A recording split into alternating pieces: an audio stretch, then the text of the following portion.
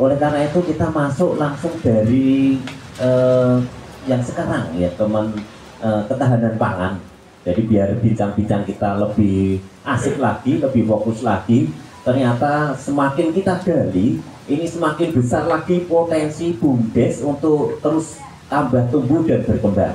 Nah ini sangat menarik untuk para pemirsa yang ada dimanapun berada, bahwa bincang-bincang ini akan menjadikan sebuah telur-telur embrio-embrio bagi BUMDes-BUMDes yang belum tumbuh dan berkembang. Kepada Bapak Eko Pujo, waktu kami persilahkan. Ya, terima kasih kami ucapkan kepada Bapak Agung. Selanjutnya yang kami hormati Bapak Kepala Desa Klero, Bapak NKMD, saya hormati Bapak Aziz selaku Kabin Sekretaris Provinsi Jawa Tengah, yang kami hormati Bapak Toto selaku Ketua BUMDes Kabupaten Semarang, yang saya hormati Direktur BUMDes Desa Klero, Ketua Kabupaten Desa Klero, dan seluruh yang hadir pada tiap pagi menjelang siang ini. Mungkin dari kami menanggapi tentang program ketahanan pangan yang seyogyanya dilaksanakan pada tahun ini, dan desa itu memang harus melaksanakan bekerja sama dengan BUMDes seperti apa yang diaturkan oleh Bapak Toto tadi. Nah, dari Desa Klero sendiri, karena di sini juga wilayah kita berdekatan dengan pasar, dan juga kita juga ada aliran sungai dan juga embung itu, dari kami Desa Klero setelah kemarin melakukan studi kelayakan usaha, akhirnya diputuskan bersama-sama untuk Desa Klero ini BUMDes Berkah melaksanakan kegiatan yaitu budidaya ikan lele. Nah, kenapa kok budidaya ikan lele? Itu tadi pertama dari sisi pasar. Dari sisi pasar harga lele itu cenderung stabil. Paling rendah itu di harga 17.000, dan nanti di saat paling mahal juga bisa sampai 19.000. Nah, dan di titik aman itu di harga 18.000, dan itu sudah pasti. Nah, selanjutnya dari budidaya ikan lele ini, dari BUMDes memang pada dasarnya tidak melangkah sendiri. Kita bekerja sama dengan pihak ketiga, yaitu salah satu warga di Desa Klero yang notabene beliau sudah 7 tahun menjadi pengusaha ikan lele. Nah, itu juga kenapa menjadi pilihan kita. Nah, itu karena kalau kita mungkin mulai dari nol, nah, dan dikelola sendiri, itu mungkin kita harus banyak belajar. Nah, dan untuk meminimalisir resiko tersebut, nah, akhirnya kita menggandeng pihak ketiga tersebut. Nah, dengan harapan jika kita menggandeng pihak ketiga tersebut dengan 7 tahun beliau yang sudah bergelut di bidang perlelean ini, nah, beliau sudah memiliki pasar yang jelas, terus sudah mengetahui bagaimana cara mengelola lele ini. Nah, itu juga harapan kami bisa menjadi patokan kita untuk kedepannya menjalankan usaha ini. Selanjutnya juga dari kami, lele ini pasti juga ada namanya usaha kolam. Nah, itu pasti kan ada cenderung masyarakat, wah kolam lele nanti ngabon-ngaboni atau bagaimana. Nah, dari kami memang kebetulan untuk lokasi lele ini, kolam lele ini nanti juga kita tempatkan di salah satu bengkok perangkat, dan itu kebetulan juga jauh dari pemukiman. Nah, dan juga dari kolam ini berdekatan juga dengan aliran sungai. Jadi nanti untuk sirkulasi air kita juga mudah, dan untuk polusi bau itu tadi, nah itu juga bisa kita minimalisir karena nanti juga pakan kita juga pakan organik. Setelah itu dari usaha ini, nah dari usaha ini mungkin dari nanti kita mendapat modal sekitar 200-an juta. Nah itu nanti kita akan mulai dengan menginvestasikan sekitar 2,5 ton lele peremajaan. Nah itu dengan harapan untuk satu kali panen nanti dari 2,5 ton peremajaannya tadi bisa menghasilkan 5 ton untuk lele siap jual. Nah itu target kita. Nah, semoga juga nanti bisa berjalan dengan baik dan juga lancar. Nah, pada saat ini usaha budidaya ikan lele ini kami rasa memang relate ya, karena itu tadi dengan menggandeng pihak ketiga kita bisa meminimalisir resiko dan juga jangkauan pasar yang dekat, karena kita juga dekat dengan pasar tradisional yang agak besar Kebangsari, juga dekat dengan Kota Salatiga. Terus di sini juga banyak warung-warung makan atau apa itu namanya, lamongan itu. Nah itu jadi nanti kita mungkin bisa mengembangkan usaha lele ini dengan sistem menjual ke tengkulak besar yang langsung ke pasar-pasar, dan kita juga bisa bekerja sama untuk menjual lele tersebut ke pedagang pengedar ataupun masyarakat secara umum. Nah, mungkin itu dulu Pak, nanti bisa kita lanjutkan lagi untuk pembahasan ini. Dari kami kurang lebihnya mohon maaf. Wassalamualaikum warahmatullahi wabarakatuh. Waalaikumsalam warahmatullahi wabarakatuh. Masih diambil untuk ketahanan pangannya di lele ya. Ini tadi Bapak Eko Pujo dari think tanknya untuk di ketahanan pangan ya. Dari sekian banyak alternatif pilihan-pilihan tadi, mungkin ada satu yang kurang ya. Karena peminatnya kan sekarang perempuan katanya lebih banyak ya daripada laki-laki. Jadi lele yang diambil. Ya, iya, kalau ibu karena laki-lakinya lebih banyak. Ya terima kasih. Sekarang kita akan mengalir dari bapak-bapak semuanya yang hadir di sini untuk bisa saling sharing, untuk kita berbagi bersama dengan bumdes-bumdes pemerintah semuanya, juga yang hadir di sini dan di rumah dan dimanapun berada. Tapi sebelum itu semuanya, kita ingin mendengar lebih jauh lagi tentang teknis. Sekarang kita mau bicara teknis agar supaya kita tahu sih, kalau mau ada bumdes yang ingin bergerak, tinggal duplikat aja. Dia ada di Bumdes Berkah Klero. Kepada Bapak Sulis untuk bisa menyampaikan yang sudah dilakukan, bidang usahanya apa saja sih? Ya mungkin nanti di desa Bapak Ibu semuanya bisa ikut diduplikasi. Kepada Bapak Sulis selaku Direktur Bumdes Berkah Klero, waktu kami persilahkan. Silakan. Ya, terima kasih. Kembali dengan Bumdes Berkah Klero, Bapak-bapak.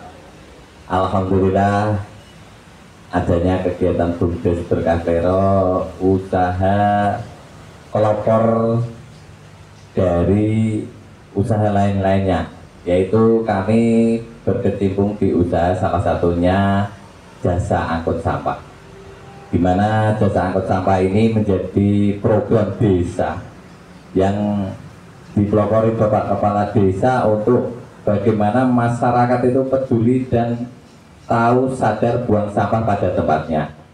Kasus yang terjadi banyak selokan ataupun kali yang masih bermanfaat untuk lingkungan, ternyata ada limbah sampah yang terbuang. Begitu menjadi motivasi kami maupun pemerintah desa untuk selalu peduli, yaitu dengan jasa angkut sampah. Itu satu. Kemudian di antara kegiatan usaha lain yang berpotensi untuk menjadikan profit, salah satunya ruang terbuka hijau. Ini kenapa menjadikan profit bagi pemerintah desa maupun bumdes? Karena setiap tahun RTH itu diadakan agenda pasar malam. Itu menjadi daya tarik RTH maupun pengunjung yang hadir untuk memberikan suatu wahana maupun edukasi wainan ya untuk dinikmati masyarakat. Kalau untuk RTH ini tadi ya yang dari bengkoknya Bapak Kepala Desa, terus dihibahkan untuk pengelolaan ke BUMDes gitu ya. Jadi ini termasuk ngompori ke masyarakat yang lain ya, untuk apa bisa kepala desanya untuk memberikan bengkoknya gitu untuk digunakan. Ini maksud dan tujuan Bapak Kepala Desa salah satunya kepedulian.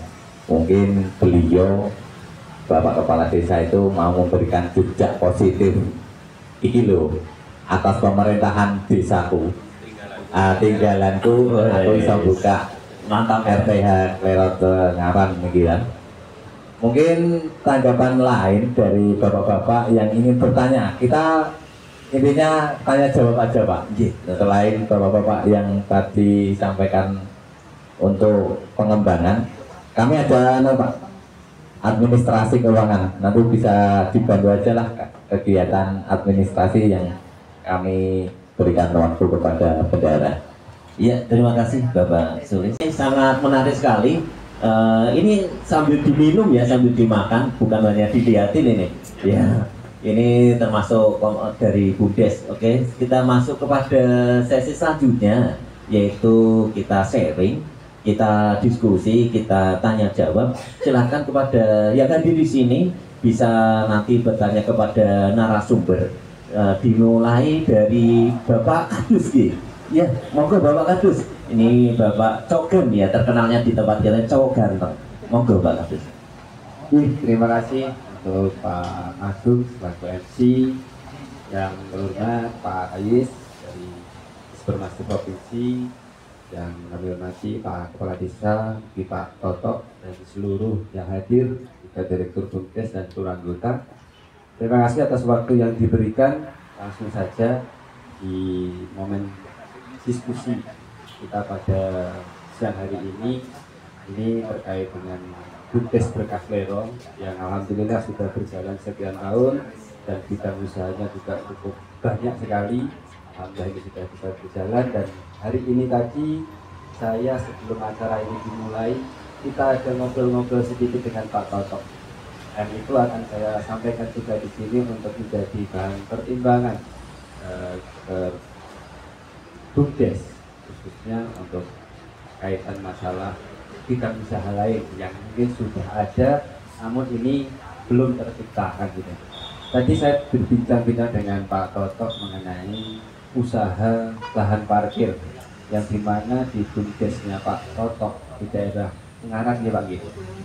Jadi Rondo Prengapus itu dia punya satu bidang usaha yang luar biasa, yaitu tempat parkir. Padahal notabene di sana secara letak geografis tidak berdekatan dengan pasar, hanya saja berdekatan dengan sekolah. Nah, di dalam itu sekolah tidak punya lahan parkir.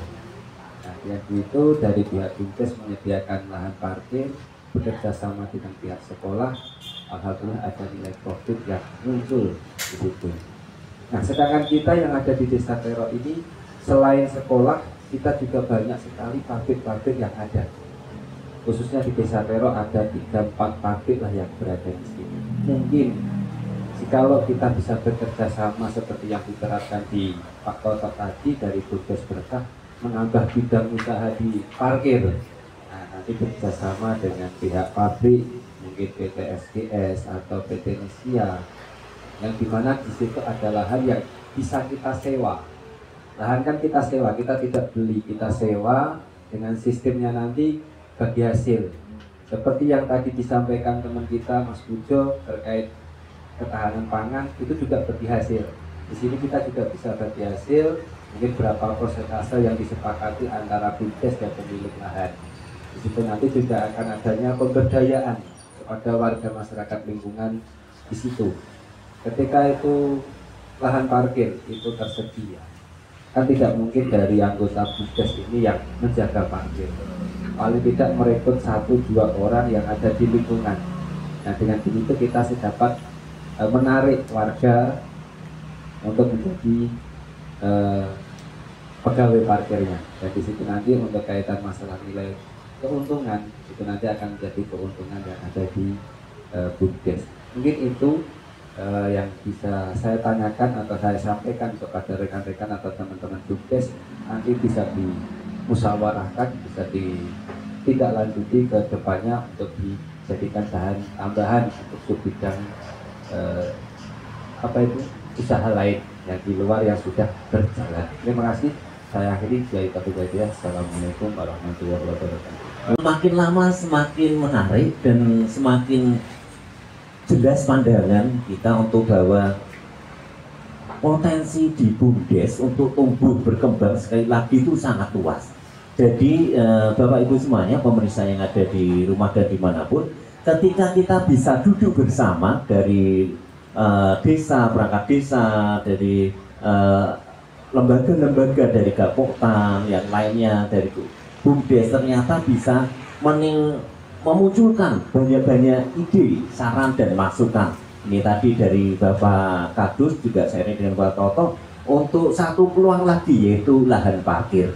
Artinya semakin jeli dalam memandang suatu peluang, maka menjadi potensi pendapatan di BUMDes. Untuk itu langsung saja ini Bapak Toto untuk narasumber kita yang ketiga. Waktu dan tempat kita persilakan, monggo Pak Toto. Ya, terima kasih. Sebelum ke Pak Kadus, saya ingin menanggapi dari Pak Edi ya, dari Gapoktan. Jadi BUMDes harus menjembatani kaitannya dengan masalah pupuk, obat-obatan dan lain-lain. Di tempat kami memang di Kabupaten Semarang memang nggak banyak ya.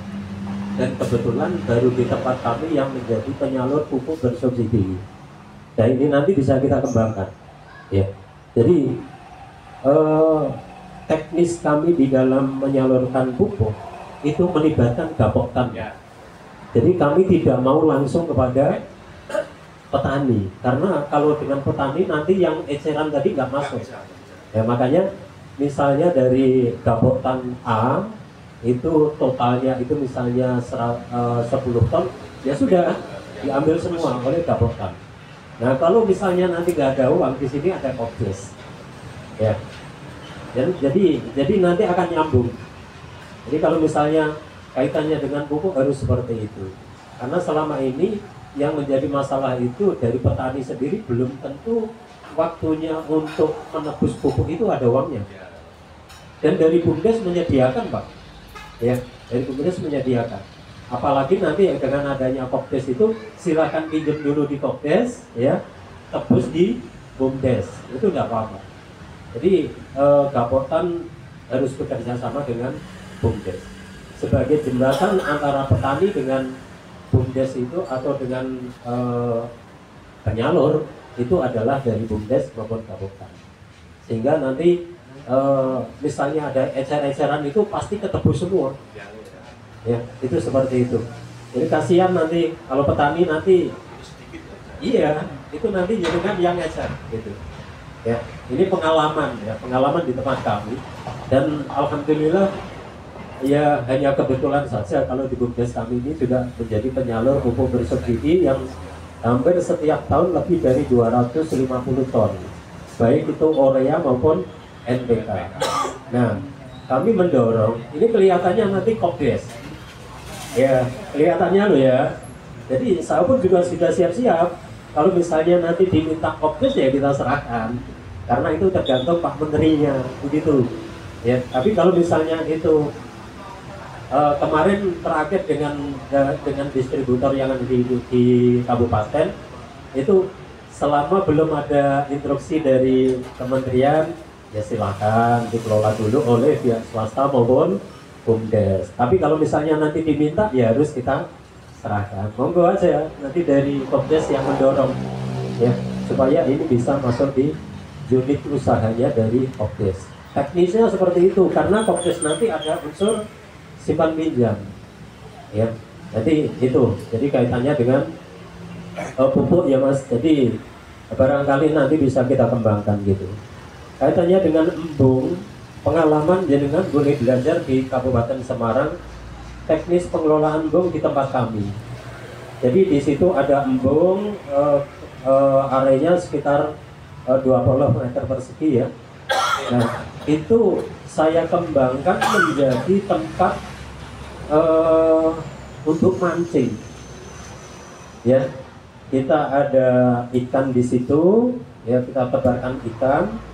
Setelah itu kita, ya biasa kan orang suka mancing gitu ya, biasanya datang ke situ bayar 20.000 atau 30.000, waktunya berapa jam. Kalau misalnya nanti dapat banyak ya dibawa pulang semua, ya. Tapi kalau misalnya nggak dapat ya alhamdulillah kita keuntungannya dari BUMDes. Tapi paling tidak di sini ada multifungsi, bukan hanya sebagai pengairan, bukan hanya untuk menampung air, tapi multifungsinya adalah ini bisa dibuat kayak destinasi tadi. Jadi pemanfaatan bung ini ada yang seperti di tempatnya Lerep itu dibuat kayak bebek-bebekan itu bisa. Tapi kalau misalnya di tempat kami karena areanya itu terlalu terlalu sempit, kan 20 kali 20 ya, itu kita pakai dengan itu. Jadi kita beli ikan dari luar, kita masukkan di kolam itu, ya. Setelah itu kita undang para pemancing itu, dia masuk di situ harus bayar. Ya, itu seperti itu. Dan di sekitar itu kita ada yang namanya ya untuk warung kopinya, karena orang mancing itu pasti juga lapar. Kita juga ada untuk misalnya kopi, untuk makan dan lain-lain. Artinya kita sebetulnya banyak peluang ya. Ini barangkali nanti bisa di copy paste misalnya seperti itu. Boleh nanti uji coba datang aja di tempat kami ya, di Embung Desa Seneng ya, khususnya Jatilunggo. Itu Embung. Lantas kaitannya dengan parkir tadi itu sebetulnya begini Pak. Ketika saya menangkap sebuah peluang itu berawal dari ketika ada keluhan dari pihak sekolah. Jadi pihak sekolah itu ketika ada lomba kesehatan sekolah dari SMK itu tidak pernah menang. Karena apa? Anak-anak itu parkir di dalam sekolah, area sekolah. Sehingga parkirnya kan kalau namanya di area Pak, yaitu ada yang pojok sana, pojok sini, yang penting di dalam itu. Nah, dari keluhan itu akhirnya kita tangkap sebuah peluang usaha itu, dan kebetulan di depan sekolah itu ada tanah bengkok kepala desa. Ini masuk nanti biar kepala desa yang untuk bagian kan gitu. Jadi begini, teknisnya yang penting dari sekolah itu mendukung atau pabrik itu mendukung ya. Lantas kita sampaikan dari program, kita sampaikan kepada sekolah, kami siap untuk membantu memecahkan masalah ini yang ada di sekolah itu. Dan akhirnya saya presentasikan ke desa bersama dengan kepala desa, dan tempat di sekitar sekolah itu kita bangun dua lokal dengan ukuran sekitar 30 kali 40, dua lokal. Jadi kapasitas sekitar 400 sampai 500 sepeda motor setiap hari. Kalau 1000 ya alhamdulillah 500.000. Kalau di pabrik kan beda. Nah ini dari peluang itu yang kita tangkap, dan akhirnya sampai sekarang itu bisa berjalan. Karena saya sampai memberikan nama bahwa menggali potensi alam yang ada di desa dengan parkir itu seakan-akan seperti menggali emas tiada henti. Selama masih ada sekolah, pasti di situ ada uang masuk, kan gitu ya. Sama yang di pabrik seperti itu. Jadi sistemnya adalah kita juga melibatkan orang di sekitar itu, kita sistem lelang. Jadi BUMDes nggak mungkin ada karyawan khusus untuk parkir, enggak ya. Kita lelang orang-orang di sekitar itu, kita manfaatkan supaya mereka mengelola, bagi hasil juga. Nah, jadi artinya mereka misalnya satu hari 500.000 misalnya, ya oke lah. Karena sekolah itu kan sana hari Sabtu libur, berarti hanya diambil sekitar 20 hari misalnya. Itu berarti ada plus minus sekitar antara 10 juta sekian ya, itu satu bulan misalnya. Nah berarti mereka kontrak berani lelang berapa? Ya jangan terlalu lebih banyak, yang penting mereka juga dapat hasil. Lantas yang kedua, hubungannya dengan bengkok kepala desa gimana? Kita sewa. ya kita sewa. Kalau di sana nanti takutnya di sini Mary gitu kan. Persentasenya nanti bisa kita atur, ya bisa kita atur. Karena yang namanya bengkok itu kalau ditanam padi kan hasilnya nggak seberapa. Tapi kalau dimanfaatkan itu, satu membuka peluang usaha, yang kedua adalah pengembangan pemberdayaannya, yang ketiga nggak usah modal pasti panen begitu Pak Lurah ya. Itu seperti itu. Ini namanya peluang usaha. Jadi banyak sekali karena kami pelaku, ya pelaku dan rintisan mulai tidak ada menjadi ada itu, secara otomatis kami bahasanya dalam pengelolaan BUMDes ini insya Allah sudah banyak makan asam garam, suka dukanya juga banyak begitu. Itu Mas dari saya, intinya adalah untuk pupuk seperti itu, untuk parkir seperti itu, untuk ketapang sekarang, ketahanan pangan. Ketahanan pangan ini harus, kalau lele itu kan jelas itu risikonya nggak terlalu tinggi ya, nggak terlalu tinggi, tapi itu hasilnya insya Allah akan menjadi emas kedua. Yang penting adalah karena ini sifatnya ketampangan itu, ketika ada produk harus bisa tahu penjualannya. Nah, saya sarankan karena di sini nanti juga ada yang namanya dapur desa. Sekali lagi, lele itu kalau bisa nanti kita jual ke sana. Harganya beda, gitu kan? Jadi ketahanan pangan ini bisa memicu dan memacu untuk kebutuhan ikan yang ada di dapur desa. Nah, kalau misalnya nanti dari direktur BUMDes nggak tembus, Pak Kadesnya nanti yang hubungan kesatan, ya, karena itu biasanya yang diutin itu Pak Kades gitu ya. Tolong ini bisa menjadi acuan juga ya kecuali dari pihak pengelola tadi sudah ada untuk pangsa pasarnya, tapi tidak ada jeleknya kalau misalnya peluang yang ada di desa itu kita ambil juga. Terima kasih, begitu, matur nuwun. Luar biasa Pak Toto, ini gambarannya sangat. Terima kasih. Assalamualaikum warahmatullahi wabarakatuh. Waalaikumsalam. Sebenarnya saya mau memaparkan apa sudah banyak terus dipaparkan oleh bapak-bapak ataupun mungkin dari direktur BUMDes atau satu kepala desa. Tapi sebelumnya yang saya hormati Bapak Kepala Desa, Bapak MC, yang saya hormati Bapak Idris Maskur selaku Kabid Dispermades Provinsi, dan juga Bapak Pak Toto dari Ketua Paguyuban BUMDes Kabupaten Semarang, dan dari Bapak Perangkat Desa, Mas Rifai, Mas Rido, Mas Agus, dan juga Pak Agung dari Kepdes, dan juga Mas Edi dari Kabupaten, dan juga Bapak Sulis sebagai Direktur BUMDes. Tadi telah saya simak berbagai paparan yang telah disampaikan oleh bapak-bapak semuanya. Ternyata banyak sekali potensi setelah kita bincang diskusi, membuka mata kita dari sebuah BUMDes untuk bersinergi ataupun untuk menggali potensi yang ada di daerah. Tadi mungkin sudah disinggung sedikit mengenai masalah parkir, juga dari istilahnya usul dari Pak Kadis Bondol, itu juga menarik karena ternyata di lingkungan kita itu ada tiga atau empat perusahaan. Cuman yang menjadi kendala itu kalau untuk parkirnya itu nanti mungkin kita sudah bersinggungan juga dengan lingkungan sekitar. Itu mungkin teknisnya bagaimana, mungkin kami nanti juga mohon bisa petunjuk untuk kalau seandainya kami nanti untuk mengambil usaha tersebut ataupun untuk menambah jenis usaha tersebut. Dan juga kemarin, beberapa hari yang kemarin kita juga sempat ada istilahnya diskusi Mas ya, dari kemarin dari Konsultan pakar konsultan BUMDes provinsi itu Mas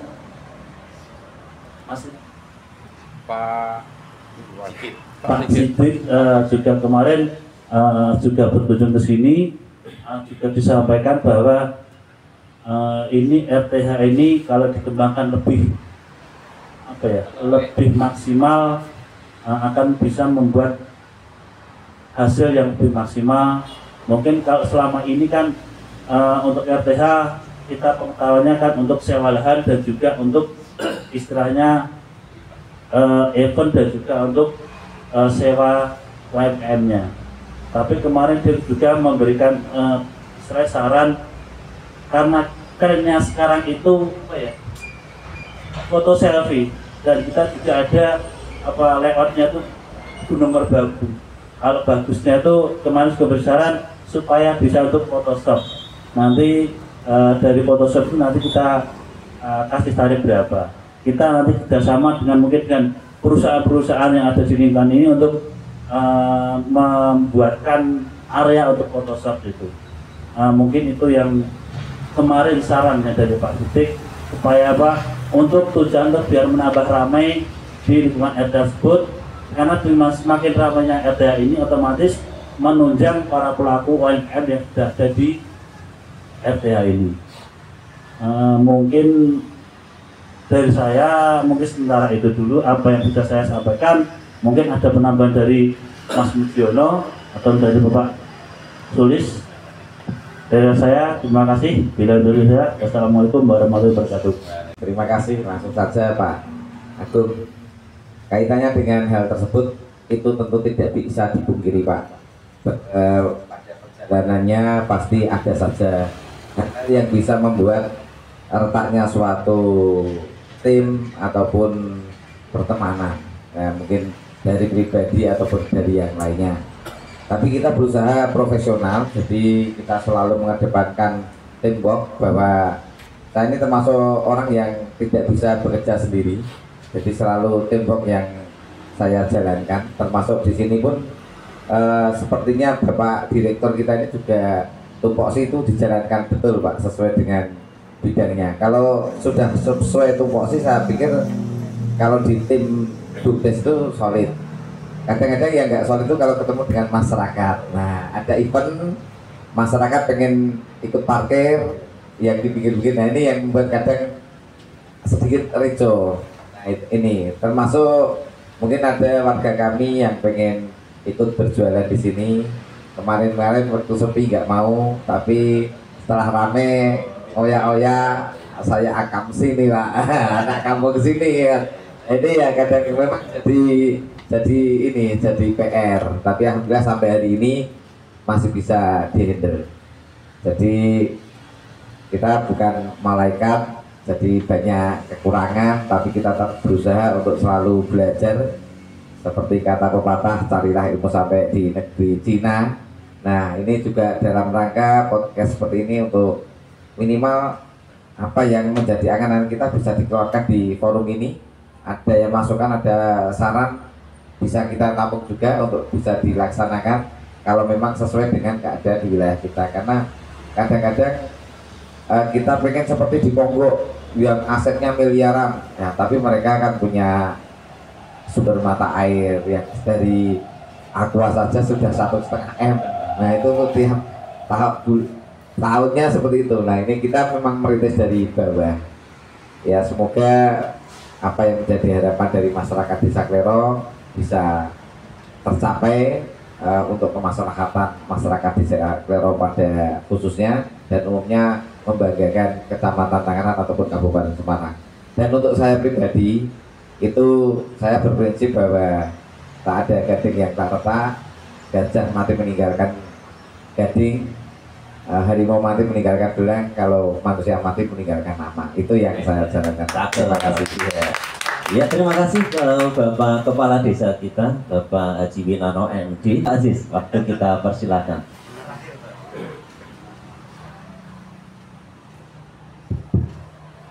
Nih, terima kasih Pak MC yang sangat luar biasa. Kayaknya tadi baru sebentar ternyata sudah lama juga kita diskusi.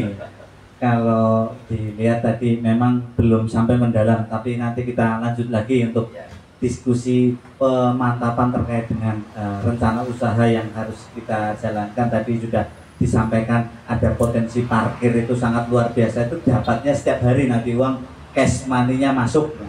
Terus kemudian nanti kaitannya dengan tadi yang diusulkan dari Gapoktan Pak Edi itu untuk usaha kaitan dengan rencana untuk pupuk, terus kemudian pemanfaatan dari embung tadi itu sangat luar biasa juga. Nanti harapannya juga bisa sinambung, bisa jadi nanti ada usaha yang berangkai istilahnya, jangan sampai ketika di sini rencananya untuk wisata orang hanya mampir makan pulang, tetapi ada apa sih di RTLH Klero ini? Misalkan jangan sampai memanfaatkan, misalkan di belakang masih ada lahan kosong tapi milik warga, ya diajak, monggo warga diajak, minimal di situ ada taman lagi yang berkembang ya, misalkan gitu.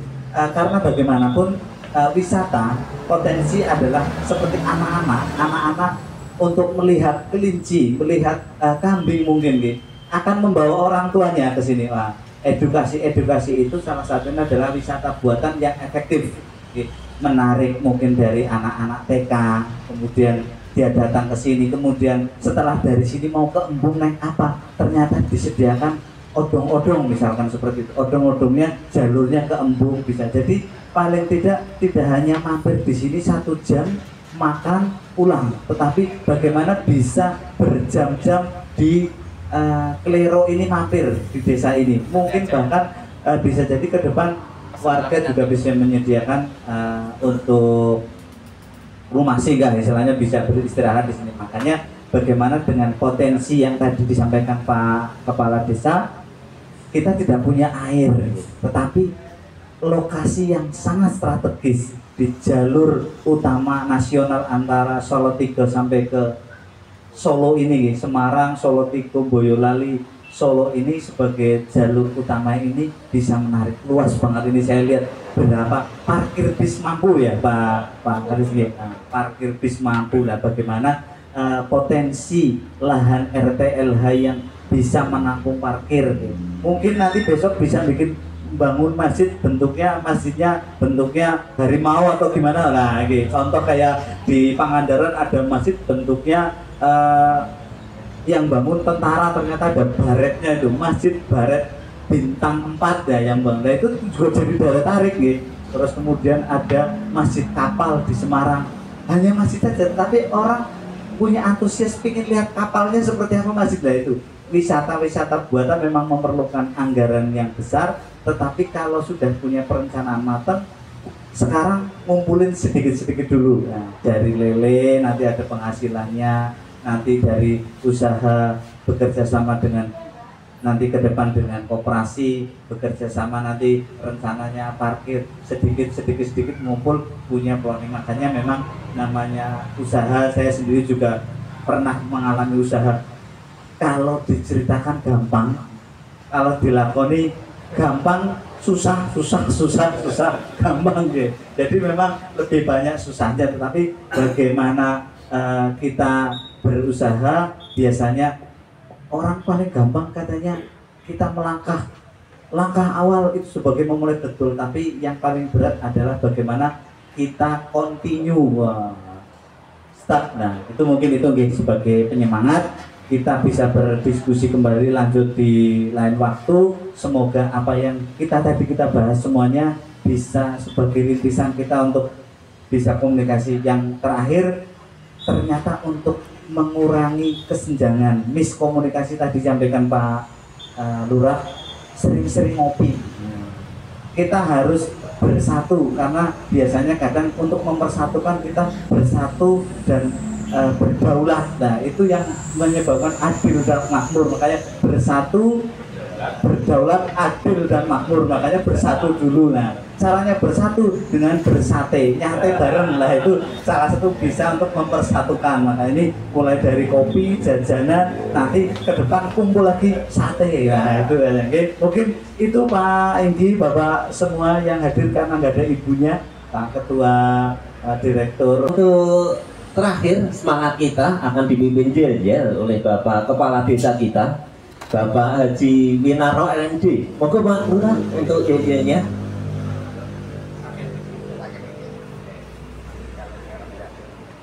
Klero kreatif. Iya, luar biasa. Terima kasih untuk hadirnya Bapak-bapak semuanya, Pak Aziz, terima kasih Bapak Winarno MP selaku Kepala Desa Klero.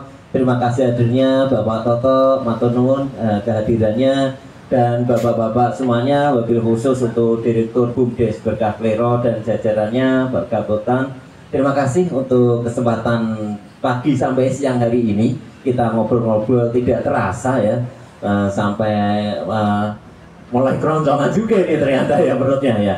Yang mungkin nanti bisa disambung ke episode 2, episode 3 sampai 100 mungkin ya, karena saking asiknya. Oke, sukses selalu untuk BUMDes Berkah Klero dan untuk BUMDes-BUMDes di seluruh Indonesia. Salam dari kami, kita tutup. Wabillahi taufiq hidayah. Assalamualaikum warahmatullahi wabarakatuh.